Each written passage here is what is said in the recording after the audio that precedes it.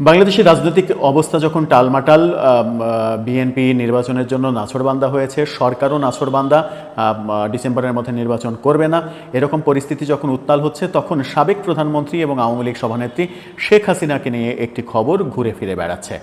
শোনা যাচ্ছে শেখ হাসিনা ভারতে দিল্লি থেকে অবস্থান চেঞ্জ করে অন্য একটি জায়গায় আওয়ামী লীগের শীর্ষস্থানীয় নেতাদের সঙ্গে, যারা কিনা ভারতে পালিয়ে রয়েছেন, তাদের সঙ্গে শেখ হাসিনা মিটিং করেছেন। খবরটা কতটুকু সত্য, নাকি এটা গুজব গুঞ্জন, নাকি এটা এক ধরনের প্রচার করার কৌশল আওয়ামী লীগের কর্মীদের চাঙ্গা করার জন্য, সেই আলোচনা করার চেষ্টা করব। চলে যাচ্ছি মূল ভিডিওতে। বলছিলাম, আওয়ামী লীগ সভানেত্রী শেখ হাসিনা ভারতে উড়িষ্যায় আওয়ামী লীগের অন্যান্য নেতাকর্মীদের সঙ্গে মিটিং করেছেন, এরকম খবর ছড়িয়ে পড়েছে।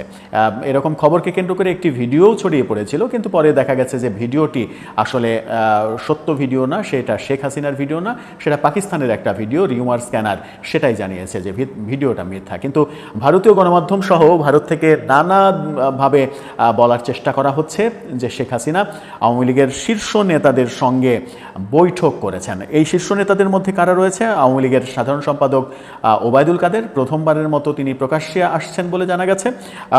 তারপরে স্বরাষ্ট্রমন্ত্রী আসাদুজ্জামান খান কামাল, সাবেক স্বরাষ্ট্রমন্ত্রী শেখ তন্ময়, বাহার উদ্দিন, জাহাঙ্গীর কবির নানক, শেখ সেলিম সহ আওয়ামী লীগের কয়েকজন রাজনৈতিক নেতার সঙ্গে গুরুত্বপূর্ণ আলোচনায় অংশগ্রহণ করার জন্য ভারত সরকারের সর্বোচ্চ নিরাপত্তায় দিল্লি থেকে তিনি উড়িষ্যায় গিয়েছেন, শেখ হাসিনা উড়িষ্যায় গিয়েছেন এবং সেখানে এই নেতাদের সঙ্গে বৈঠক হয়েছে এমন খবর ছড়ানো হচ্ছে।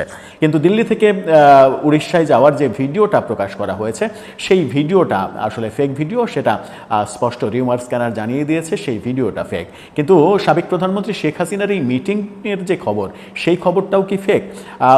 ভারতের বিভিন্ন সূত্র বিভিন্নভাবে বিভিন্ন সোর্সের বরাত দিয়ে বলার চেষ্টা করছে যে শেখ হাসিনা আওয়ামী লীগের নেতাদের সঙ্গে একটি বৈঠক করেছেন। বৈঠকটি কোথায় হয়েছে সেটা খুব একটা স্পষ্ট বার্তা দেয়া যাচ্ছে না, তারা দিতে পারছে না। কেউ বলছেন উড়িষ্যায় হয়েছে, কেউ বলছেন কলকাতায় হয়েছে, কেউ আবার বলছেন দিল্লির কোনো একটা জায়গাতেই হয়েছে। আওয়ামী লীগের এই নেতারা সেখানে গিয়েছিলেন, শেখ হাসিনা দিল্লিতে যেহেতু রয়েছেন, পাশাপাশি কোনো একটা জায়গায়, নিরাপদ জায়গায় এই মিটিংটা হয়েছে। যদি এই মিটিংটা হয়ে থাকে, তাহলে কি আলোচনা হলো তাদের মধ্যে? আওয়ামী লীগের পরবর্তী কার্যক্রম নিয়েই কি তারা আলোচনা করলেন? শেখ হাসিনা কি দিক নির্দেশনা দিলেন? আর যখন আওয়ামী লীগের সাধারণ সম্পাদক ওবায়দুল কাদেরকে নিয়ে নানা রকমের বিতর্ক তৈরি হচ্ছে, বিশেষ করে 10 মাস পালিয়ে থাকা, কোনো ধরনের সারা শব্দ নেই, হঠাৎ করে উকি মেরে একটা বার্তা দেয়া, যখন কিনা প্রফেসর ইউনূসের পদত্যাগের গুঞ্জন শোনা যাচ্ছিল, ঠিক সেই সময় তার উকি মারাটা খুব একটা ভালোভাবে নেয়নি আওয়ামী লীগের নেতারা। কিন্তু এই যে মিটিংয়ের খবর বলা হচ্ছে, সেই মিটিংয়ে ওবায়দুল কাদেরও অংশগ্রহণ করেছেন এমন কথাও বলা হচ্ছে। সাম্প্রতিক সময়ে আমরা দেখেছি যে আওয়ামী লীগ নানা ধরনের ষড়যন্ত্র করছে, এরকম খবর গণমাধ্যমে প্রকাশিত হচ্ছে এবং আওয়ামী লীগ শীর্ষ সন্ত্রাসীদের কাজে লাগিয়ে বিভিন্ন ধরনের কর্মকাণ্ড করছে, এরকম খবর গণমাধ্যমে আমরা দেখছি।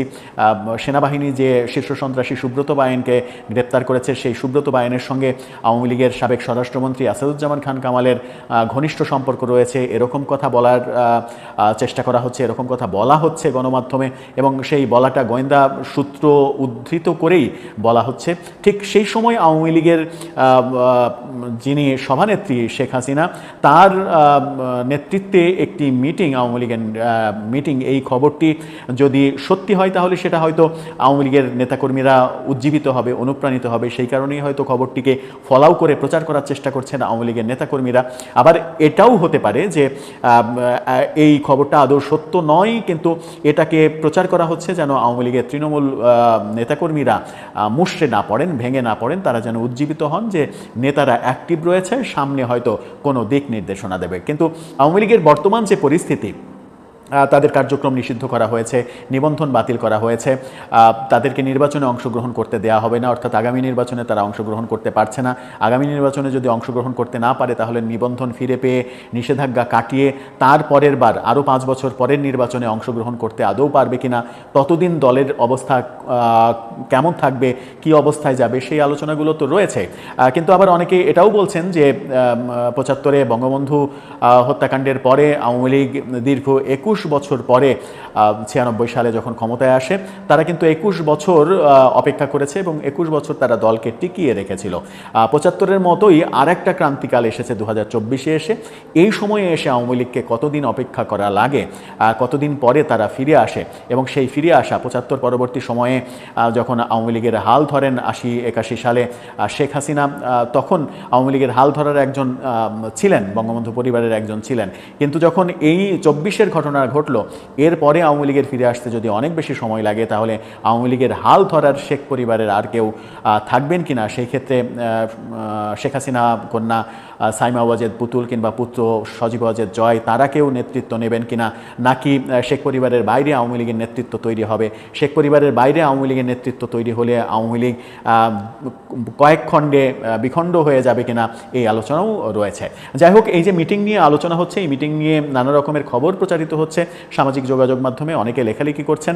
এটাকে কেউ গুজব বলছেন, গুঞ্জন বলছেন। ভারতীয় মিডিয়া যখন বলছে তখন সেটাকে সবাই গুজব বলেই উড়িয়ে দিচ্ছেন।